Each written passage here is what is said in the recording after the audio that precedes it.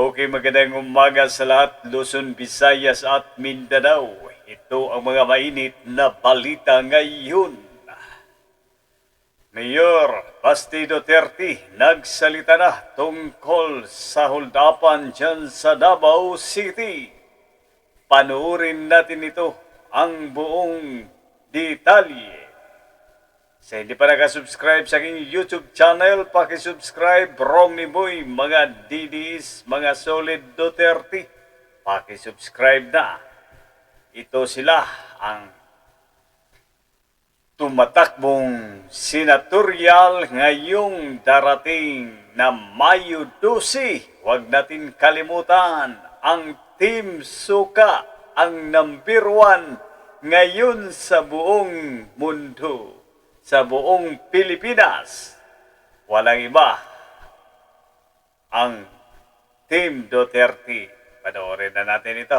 Mga ka-idol, huwag na natin ito patagalin mga ka-idol. Subscribe, like, maraming salamat. Ito, panoorin natin si Mayor Basti Duterte. Salamat kaayo sa inyong way onda nga suporta ng mga Cebuano. Mabuhay mong tanan. Thank you, Mayor. Daghang salamat. Hopefully, we can also visit Cebu in the coming days po. Kabalik na dito sa... Jo, nakay gusto Anything to add? Gusto ka sabihin sa mga taga Cebu. Yeah, in addition to what Mayor Baste said,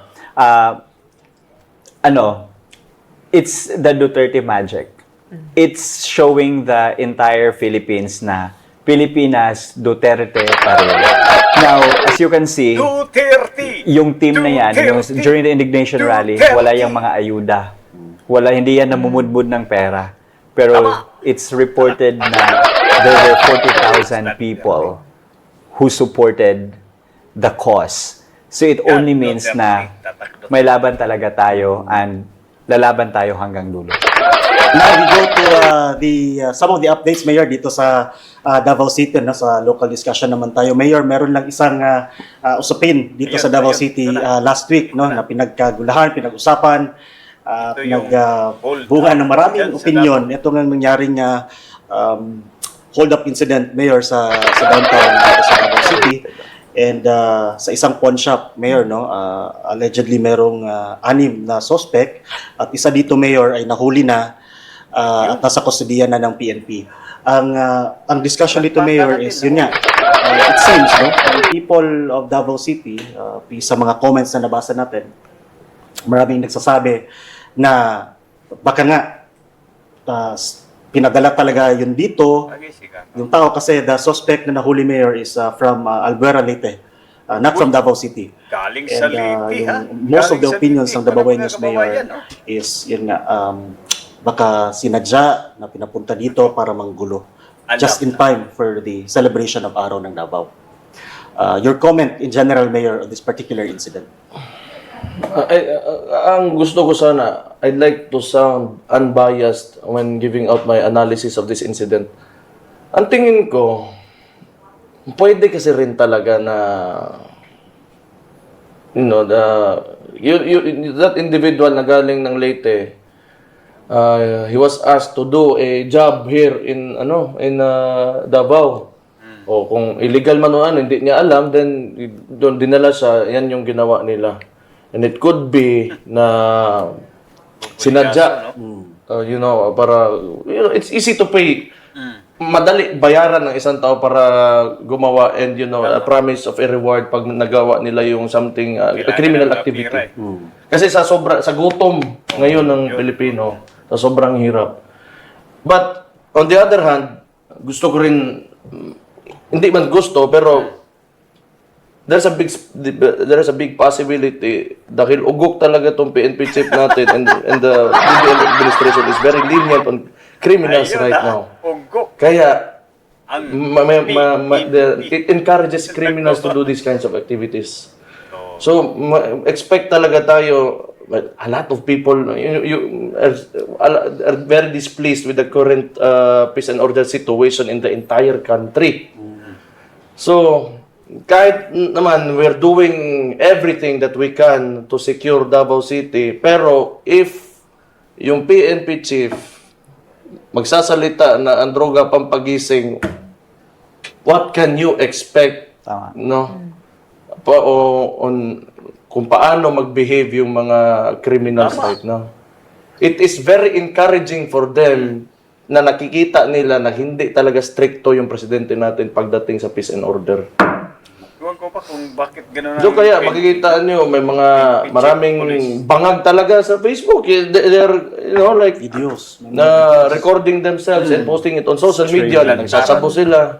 And then mamaya na lang may makikita ka na mga matatandang tao, yung may pinapatay nila, pinuputulan pa talaga nila ng ulo, tapos bangag nakuhuli. It's all documented. The media is there. Yan ang mga tatak. A lot of crazy things are happening in this country right now, especially crimes.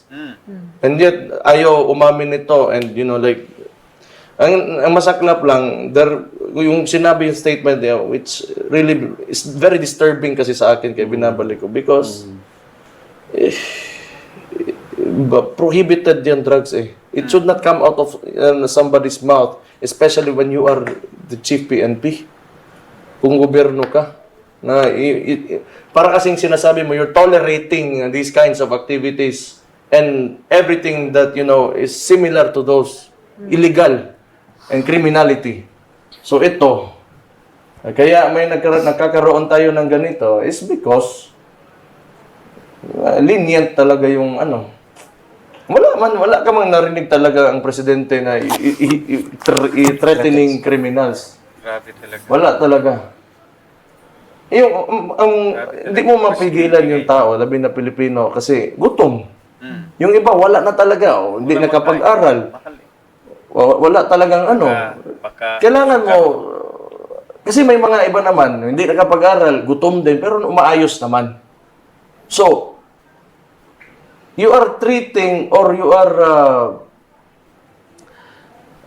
pinapabayaan mo yung mga taong umaayos na lumalaban ng patas. And you are lumalabas kayo na you are protecting na noon hindi sa mga But going back to the issue, it could go both ways. Pero isa talaga dyan, may nangyayari na ganun, it could be both. Actually. Madali na lang makakita ng tao na ganun because alam nila na hindi naman talaga stricto yung yung presidente. And then, pwede rin gamitin sa politika. We will never know, but those, yung both angles can go together. That's how I see it. I think there's politics behind that. Kasi if you look at the entire situation, broad daylight, Yes. no masks, motor is sira, tapos may dalang armas na malaki, di ba? And it also happened in one of the busiest Yeah, streets busiest of Davao City. traffic pa dyan sa San Pedro, di ba? So, for me, I think the timing really is questionable kasi nga election. Tapos feeling ko rin kasi may mga tao naman talaga na nangangarap to take hold of the Duterte stronghold, which is Davao City. So, for sure, they would leverage on that incident na they would say, kasi yung traffic na gamit na we are the top one, di ba? Sa entire Southeast Asia na ganyan. Pero ngayon, feeling ko talaga, gagamitin na naman yan, telling people na it's not safe here, so we should replace our officials, our leaders. So parang ganyan, that's only my analysis. This isn't the fact. But this is how I see the entire situation. Kasi kung ako naman talaga criminal, tama yung sinabi ni Mayor na both pwede ganyan, gutom or everything. Pero kung ako naman talaga, bakit sirang motor pa yung gagamitin ko? Bakit sa pinaka-busy na part ng Davao City ko pa gagawin? Ang daming pawn shop na medyo hindi di ba? Hindi nasa gitna ng city. Sa experience ko bilang alkalde ba ng Davao, we've had similar incidents. Hold up siya, pero mostly pag nakuhuli namin or if we solve the case, when we solve the case, inside job talaga yan kadalasan, kaya nagsasucceed. Mm. Ito, parang hindi nila alam na yun yung gawin nila because sira yung motor mo, takangina, nakatsinelas ka lang, pula pa yung brief mo. 'Di ba? Yun yung yun yung makita ko na may medyo parang skeptical din ako kasi ang mga crimes talaga, they have to be well planned. Usually niyan sa mga nakita namin dito sa Davao, may inside job talaga, may nakakaalam sa loob, and they plan it and execute it very successfully because alam na nila anong gawin nila. Ito parang wala, pumunta lang doon, sige, you make a scene and kami na bahala. Or you get something in exchange. Pero ganun kasi. Mayor, I'll just connect ko lang sa sinabi mo kanina, Mayor, about the so many criminal incidents that are happening, not just in Davao City, but also in the Philippines these days. And yet, the government is explicitly denying the existence of these incidents. No? What do you think how will the Philippines go from here, Mayor? Or even Davao City, will we be expecting more of these incidents in the coming days, in the coming years, perhaps? Since we have a government that is denying the existence of these crimes. Okay, let me start with the statement again of Marbil about yung pampaano lang. Ano kasi yan?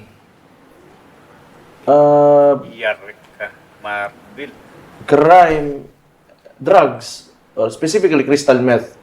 There is a study commissioned by the government in Australia. I cannot remember, but I can look for it and we can show this to the people. That drug use and crime has a direct correlation. Yeah. So, and